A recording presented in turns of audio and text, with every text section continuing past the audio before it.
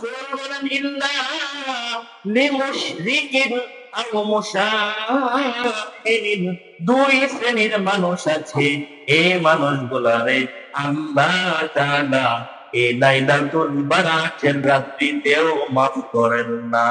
নাউযুবিল্লাহ। দুই শ্রেণীর মানুষ ছাড়া আল্লাহ সবাইকে মাফ করে দেন। এখন ভাবার বিষয়, চিন্তা করার বিষয়, দুই শ্রেণীর মানুষের ভেতরে আমি আছি কিনা, আপনি আছেন কিনা? যদি দুই শ্রেণীর মানুষের কাতারে আমার নাম লেখা থাকে, আপনার নাম লেখা থাকে, সারা রাত্র ইবাদত করবেন, আল্লাহর কসম আল্লাহ আপনারে মাফ করবে না। এটা আমি বলি না, আল্লাহর রাসূল নিজে বলছেন। সবাই আল্লাহ মাফ করে দেন দুই প্রকার মানুষ ছাড়া। এই মানুষগুলোর পরিচয় জানা দরকার আছে না ভাই? যদি পরিচয় থেকে থাকে, যদি ওই মানুষদের সাথে আমাদের জীবন চরিত্র মিলে যায়, এই মুহূর্তে বসা অবস্থায় তাওবা করে আল্লাহর কাছে ক্ষমা চেয়ে ওই কাতার থেকে আমাদের বেরিয়ে আসা দরকার আছে না? তার মানে ভালো করে শোনেন, এক নাম্বার মানুষ মুশরিকিন। রাসূল বলে যারা নাকি শিরিক করে, শিরিক কি করে? শিরিক যারা করবে, যাদের আমলনামায় শিরিক থাকবে, যাদের আমলনামায় ঈমানের সাথে আমলের সাথে শিরকের মিশ্রণ থাকবে, আল্লাহ বলেন তামাম দুনিয়ার সবাইকে ক্ষমা করে দেব, কিন্তু যাদের আমলের সাথে ঈমানের সাথে শিরিক আছে তাদের এই রাত্রিতেও ক্ষমা নাই। মুশরিক কি বলেন তো? মুশরিক। আচ্ছা, মুশরিকের স্পষ্ট ব্যাখ্যা হলো যারা আল্লাহ ছাড়া, দেব দেবী হোক, গাছ হোক, মাছ হোক, পাথর হোক, চন্দ্র হোক, সূর্য হোক, আল্লাহকে ছাড়া যারা অন্য কিছুর ইবাদত করে, পূজা অর্চনা করে, সবাই মুশরিক। সবাইকে মুশরিক। কষ্ট নেন না, হ্যাঁ, আপনারা কষ্ট ছাড়া শুনবেন বয়ান, নিজের গায়ে লাগলেও মনে করবেন এটা ঔষধ হিসাবে। এবার আমরা দেখলাম যারা নাকি স্পষ্ট শিরিক করে তাদের কাতারে আমাদের দেশেও বসবাস করে হিন্দু সম্প্রদায় আছে না নাই? শুধু হিন্দু নয়, খ্রিস্টানরাও তাদের কাতারের অন্তর্ভুক্ত। শুধু খ্রিস্টান নয়, ইহুদিরাও তাদের দলের অন্তর্ভুক্ত। শুধু ইহুদি নয়, বৌদ্ধরাও তাদের দলের অন্তর্ভুক্ত। দুঃখ এবং পরিতাপের বিষয়, এই মুশরিকদের কাতারে আমার মতো আপনার মতো লেবাসওয়ালা কিছু মুসলমানের নাম খুঁজে পাওয়া যায়। কারণ হিন্দুরা মন্দিরে গিয়ে মূর্তি পূজা করে, মুসলমান সমাজে কিছু ও পদার্থ আছে যারা নাকি মাজার গুলাতে গিয়ে সেজদা দেয়। তাদের মূর্তিতে ক্ষমা নাই। এটা আমি বললাম না, বানায় বললাম না, আমার আপনার নবী যেমন বলছেন আমি শুধু তরজমা করছি, শুধু বাংলাতে বলছি, নবীর আরবি কথাটার ব্যাখ্যাকারী। আমার দেশের এমন কিছু মানুষ আছে, সন্তান দরকার, আল্লাহর কাছে এক সপ্তাহ চায় নাই, সারা বাংলাদেশের সব বাজারের পানি পড়া খায়া শেষ করছে। আছে না, আছে না, আছে না? সন্তান নাই, বাস বাংলাদেশের কোন জায়গায় রাখে নাই, যে মেয়েটা বলছে বাস বাইরে পানি মেরেছে, এই পানিও হয়েছে। এবার পানি ফাঁক ফাঁকা ফাঁকা দেখছে না, কিন্তু কথা বলেন ঠিক নেই? এ রাত্রিতেও তাদের ক্ষমা নয়। আছে ক্ষমা? আমি বলছি, হাদিস বলে সহিহ ইবনে হিব্বানের ভাষা 656 সুনান ইবনে মাজাহ 1390 নম্বর হাদিস বলেন, যারা শিরকের গুনাহ করে তাদের এই রাত্রিতে মাফ হয়। এখন আপনি মনে করছেন আল্লাহ ছাড়া কাউকে যে সেজদা দিল সে তো শিরকের গুনাহ করলো, ছোট না বড়? শিরকের দুইটা ক্রাইটেরিয়া, বড় একটা বড় শিরক যে শিরক করলে ঈমানই থাকে না, আর একটা ছোট শিরক। দুটোটা সামান্য কিছু ভার্সন আপনাদেরকে দেব। এর মাঝে একটা আল্লাহ ছাড়া কোন মানুষকে, কোন গাছকে, কোন দরবারকে, কোন পীরকে, কোন মৃত মানুষকে, কোন জীবিত মানুষকে হেলতে যদি দেয়, সাথে সাথে সে শিরকের গুনাহে লিপ্ত হওয়ার কারণে ঈমানটা বের হয়ে যায়। আমাদের দেশে মানুষ এমন আছে না? আছে না? আমাদেরকে মান দিয়ে বলে ভাই সাপ্তাহিক দিন মসজিদে নাই, বছরে ঈদের ছাড়া জুমার নামাজে ভাই ওয়াক্তে নামাজ আসবে তো দূরের কথা, এই মানুষগুলো মাজারের মধ্যে আবার প্রতি মাসে প্রতি সপ্তাহে গিয়ে সেলতাই লুটায় হয়ে থাকে। এই সমস্ত মানুষগুলো শিরকের সাথে সম্পৃক্ত, এদেরকে আল্লাহ মাফ করবে না। একটা শিরক করলাম, এবার আল্লাহ ছাড়া কোনো মানুষের কাছে সাহায্য চাইলে এটাও ঈমান নষ্ট হবে। সাহায্যের মালিককে আল্লাহ। আল্লাহ ছাড়া কারো কাছে সন্তান চাইলে শিরকে আকবার, মানে যা আল্লাহ করার অধিকার রাখেন, যা একক ক্ষমতা আল্লাহ, সেখানে কাউকে নিয়ে অংশীদার বানাইলে শির কি শির। আর আল্লাহ সব মাফ করেন, শিরকের গুনাহ মাফ করেন। এই কারণে যারা শিরকে লিপ্ত এদেরকে এ রাত্রিতে আল্লাহ মাফ করবে না। কথা কি বুঝাইছে? বুঝতেছেন তো? ক্লিয়ার কথা। এখানে আমরা দুইটা বললাম, গুরুত্বপূর্ণ দুইটা বলে আসলাম, যে একটা হচ্ছে আপনার কি ধরনের শিরক করা, শিরকের মাধ্যমে, আর একটা সাহায্য প্রার্থনার মাধ্যমে, আর একটা সন্তান অথবা কোনো কিছু চাওয়ার মাধ্যমে। এবার আসেন, আল্লাহ তাআলা মুলকিয়াতের মালিক, সার্বভৌমত্বের মালিক। আল্লাহ বলেন ওয়ান্নাল কুওয়াতা লিল্লাহি জামিআ। আল্লাহ বলেন দুনিয়ার মানুষ সমস্ত ক্ষমতার একক ছত্র মালিক আমি আল্লাহ। এখন আপনি বলছেন জনগণ সকল ক্ষমতার মালিক, এই কথাটা আমি বানায় বললাম নাকি এই কথাটা আছে দেশে? আছে না নাই? এরা তো রাজনৈতিক বড় বড় মঞ্চে দাঁড়ায় দাঁড়ায় বলে এদেশের জনগণই সকল ক্ষমতার মালিক, এদেশের জনগণই সার্বভৌমত্বের মালিক। কে বলছে? আল্লাহর যদি ইচ্ছা হয়, আল্লাহ যদি চাই, কওমে লূতের মতো গোটা বাংলাদেশের সমস্ত মানুষগুলোকে ফেরেশতা পাঠায়া একটা হাতের উপর উঠায়া উপরের একটা আছাড় মারবো, 70 বছর ঘাটে নিচে নেমে যাবে। তাহলে আপনি যে বললেন মানুষ ক্ষমতার মালিক, এটা বাইরের কথাই। কথা কি বুঝতেছেন? আপনার যদি কষ্ট লাগে এটা মেনে নেন। আপনি যদি চিন্তা যদি অন্তরে লালন করেন, বেরিয়ে আসেন।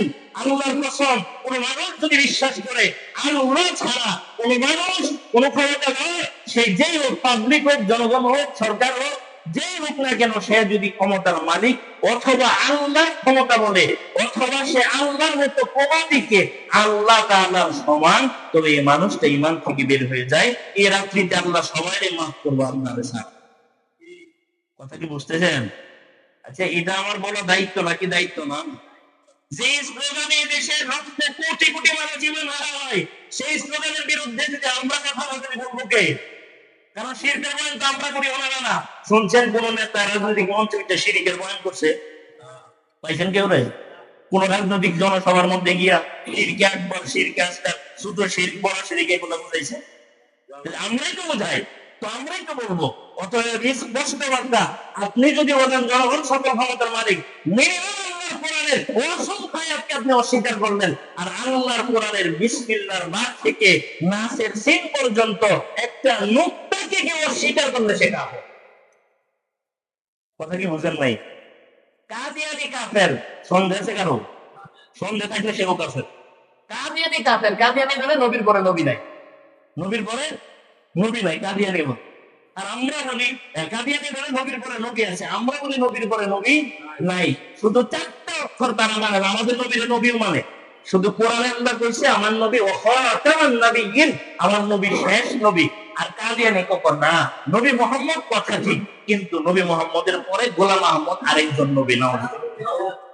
কাদিয়ানি 4টা আয়াত না মানার কারণে গোটা পৃথিবীর সবাই মিলে এ ব্যাপারে একমত, কোরআন এবং হাদিসের আলোকে তারা কাফের। আর আপনি বললেন জনগণ সকল ক্ষমতার উৎস, জনগণ সকল ক্ষমতার মালিক। এই চিন্তাটা মুসলমানদের ছিল না, এটা আব্রাহাম লিঙ্কন বানাইছে, বানায়া এটা ট্যাবলেট হিসাবে গোটা পৃথিবীর গণতন্ত্র দিয়ে মানুষগুলোকে খাওয়াই দিছে। এটা তার থিওরি, বাইনা people, for the people, of the people, of the people, বাইনা পিপল, ফর দ্য পিপল। বর্তমান গতানুগতিক ডেমোক্রেসির মূল থিওরিটা বিশ্বাস না হইলে বাংলাদেশের সংবিধানে গণতন্ত্র লেখা আছে, সেখানে আপনি গিয়ে দেখেন তো গণতন্ত্রের নিচে কি লেখা আছে? Of the people, by the people, for the people লেখা। জনগণের দ্বারা, জনগণের মাধ্যমে, জনগণই সবকিছুর মালিক। নাউযুবিল্লাহ। আল্লাহ সার্বভৌমত্বের মালিক। কওমে লূতের আল্লাহ তাআলা ফেরেশতা বানায়, ফেরেশতা বলে পুরো জাতির ফেরেশতা হাতের উপরে উঠায়া উপর থেকে একটা চার মাসে সবগুলো মাটির নিচে নেমে গেছে। আর সেই আমি আপনি, এই যে আমার মতো একজন মানুষ, সকালে গতকালকে থেকে একটু ঠান্ডা বেশি, শরীরটা এত খারাপ লাগতেছে, বিছানা থেকে উঠতে মনে চায়। 3বার পাতলা পায়খানা, 3বার বমি হইলে মেডিকেলে আমাদেরকে নিয়ে যেতে হয়। কথা বলেন ঠিক তো? যে দেশের প্রধানমন্ত্রী মশারের ডরে মশারির ভয়ে মশারি টানায় ঘুমায়, সেই দেশের জনগণ বলে সকল ক্ষমতা না। কথা কি বুঝেন না? এটা প্রধানমন্ত্রী মশারি ছাড়া ঘুমা। যেই দেশের রাষ্ট্রীয় বড় বড় মানুষগুলা কয়েন লাগাইতে হয় মশার ভয়ে, সেই মানুষ আবার ক্ষমতার উৎস কেমনে হয়? স্পষ্ট শিরকে আকবার। এই শিরকের সাথে কেউ সম্পৃক্ত থাকলে তার ঈমান চলে যাবে, বয়া ফেলাইতে মা পাইবে তো পরের কথা। ছোট শিরকের মধ্যে গুরুত্বপূর্ণ একটা মানত করা। কি করা? মান্নত। মান্নত কসম করা। কসম আল্লাহ ছাড়া কোন কিছুর নামে কসম করলে সাথে সাথে শিরকের গুনাহ হয়। কিসের গুনাহ? শিরকের গুনাহ। রিয়া। আমি একজন আলেম, আমি এখানে বসছি বয়ান করতেছি, বয়ানের আগে যদি এমন থাকে মানুষ আমার বয়ান শুনে বলবে না আমরা মসজিদের এমনটা ভাড়ায় নিছি, এটা যদি আমার অন্তরে থাকে লৌকিকতা, রিয়া। হাদিসের কোরআন তেলাওয়াত করে মধুর সুর, তেলাওয়াতের লেহেন ভালো, সুর ভালো, মানুষকে শোনানোর দেখানোর ইচ্ছা যদি তার থাকে, তার আমার মনে হয় শিরকের গুনাহ লেখা। কি? শিরকের গুনাহ। একটা গুনাহ পাইলাম। 2 নাম্বার আও মুসা ইনিন। 2 নাম্বার রাসূল বলেন যাদের অন্তরে হিংসা বিদ্বেষ অন্তরে রাখে, ওই সমস্ত মানুষকে আল্লাহ এই শবে বারাতের রাত্রিতে ক্ষমা করেন না। কি রাখে অন্তরে? হিংসা বিদ্বেষ। বলেন তো কি? হিংসা বিদ্বেষ। এখন এই রাত্রিতে আল্লাহ তাআলা সমস্ত সৃষ্টিরে মাফ করবে। 2 শ্রেণীর মানুষ তারা এই কারণে মুখস্থ করেন। 1 নম্বর হলো শিরিক যারা করে। কি করে? শিরিক। যারা হিংসা বিদ্বেষ অন্তরে পোষণ করে তাদেরকে আল্লাহ ক্ষমা করবেন না। এই কথা আমি বানায় বলছি না, না রাসূল বলছেন। রাসূল বলছেন যাদের অন্তরে বিন্দু পরিমাণ হিংসা বিদ্বেষ আছে, আল্লাহ এই রাত্রিতেও আল্লাহ তারে মাফ করবেন না, তাদেরকে ক্ষমা করবেন না। এজন্য মুসলমান ভাই, বাবা, চাচা, দাদা, যে যাই লাগেন মনে করে আমাদেরকে এই রাত্রিতে কল্যাণের জন্য, ফজিলতের জন্য আমাদের দরকার 2টা গুনাহ থেকে বেঁচে থাকা। কয়টা গুনাহ? শিরকের গুনাহ আর হিংসা বিদ্বেষের গুনাহ। কিসের গুনাহ? হিংসা বিদ্বেষ আছে না নাই? ভাই ভাই হিংসা বিদ্বেষ আছে না নাই? আরে মা সন্তানের হিংসা বিদ্বেষ আছে, স্বামী স্ত্রীতেও আছে, আর পার্শ্ববর্তী প্রতিবেশীর সাথে তো আছেই। রাজনৈতিক দলের কথা বাদে দিলাম, এদেশের রাজনীতি তো প্রতিহিংসা রাজনীতি। অতএব এই পাপে যারা নাকি লিপ্ত, এদেরকে রাত্রিতে ক্ষমা করা হবে না। আপনি খেয়াল করেন এ রাতের ফজিলত হাদিস দ্বারা প্রমাণিত। এ রাতে আল্লাহ অসংখ্য মানুষের মাফ করবেন, প্রমাণিত কথা, একবারে ক্লিয়ার কথা, কনসেপশন এটা আমাদের ক্লিয়ার। কিন্তু 2 শ্রেণীর মানুষ ছাড়া। এখন এই 2 প্রকার মানুষের ভেতরে যদি আমি থাকি, আপনি থাকেন, তবে সবাই মাফ পাবে, কিন্তু আমি আপনি ছাড়া। বেল পাকলে কাকের কি? কি পাকলে? বেল পাকলে কাকের কি? নাম আছে কোনো? এই রাতের ফজিলত স্পষ্ট প্রমাণিত। আল্লাহ মাফ করবেন ঠিক, কিন্তু আমি তো শিরকের গুনাহ করি, তো আমার কি? বুঝেন নাই? বেল পাকছে, আমি তো কাক, আমার কি? কারণ আল্লাহ সবাইকে মাফ করবে, শর্ত নিষেধ যারা শিরকের সাথে সম্পৃক্ত এদের ছাড়া, যারা হিংসা বিদ্বেষ লালন করে তাদের ছাড়া। এখন আমার অন্তরে তো হিংসাই পুরা জার, মানে জীবাণুতে পুরাটা অন্তর পরিবর্তন, তাহলে আমার তো কোনো লাভ হয়েছে না, হয়েছে? এখন আমরা যারা শিরকের সাথে লিপ্ত, হিংসা বিদ্বেষ অন্তরে একটা জমাট বা বেঁধে রাখছে, এই সমস্ত মানুষগুলা সবে বরাত আসছে, সবে বরাত যাবে, আগামী বছর আবার আসবে।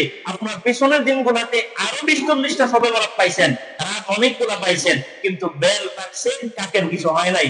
অতএব আমি আপনিও সারা রাত্রে ইবাদতের জন্য ছিলাম, কিন্তু যে 2 শর্ত মাইনাস করে ক্ষমার ঘোষণা, এই 2 শর্ত আমার আপনার মধ্যে বিদ্যমান ছিল। এখন বলেন তো, আমি আপনাকে আজকে এখানে খাতা কলম দিবেন, আমি আমার দায়িত্বে আমার নাম দিয়ে, আপনার মসজিদের নাম দিয়া আমি নিচে সিগনেচার করে দেব, আমি অমুক মসজিদের খতিব, আমি অমুক, আমার নাম ঠিকানা লিখে দেব, সারা পৃথিবীটা নিয়ে ঘুরবেন, সবাই আমার কথার সাথে একমত। আপনি আজকের রাতে এশার নামাজ জামাতে পড়বেন, ফজর জামাতে পড়বেন, মাঝখানে কোনো ইবাদত করবেন না, কিন্তু আপনার আমল নামাতে শিরিক নাই, আপনার আমল নামাতে হিংসা বিদ্বেষ নাই। আমি আপনাকে দায়িত্বের সাথে দায়িত্ব নিয়ে আমি লিখে দেব, আল্লাহ আপনাকে এই রাত্রিতে মাফ করবেনই করবেন।